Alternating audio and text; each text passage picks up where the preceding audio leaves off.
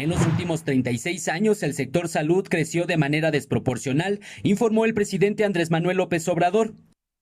Creció más el número de trabajadores administrativos que el número de médicos. Una desproporción completa, porque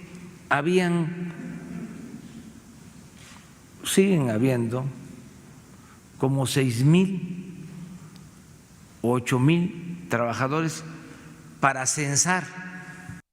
Indicó que mientras esto sucedía, en el sector se carecía de médicos en distintas regiones del país, por lo que ahora es necesario poner orden y mejorar el sistema.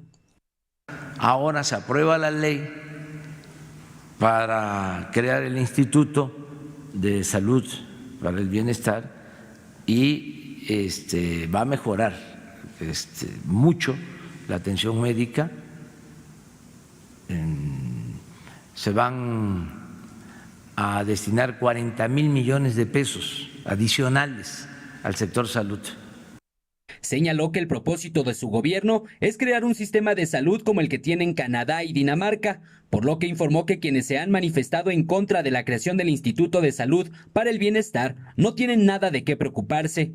No cambia nada el que tiene servicios médicos del llamado Seguro Popular, va a seguir recibiendo atención igual y se va a mejorar inclusive el servicio. Dijo que con la universalidad del sistema de salud a nadie le faltará atención médica ni medicamentos. Eric Pinto, 21 Noticias.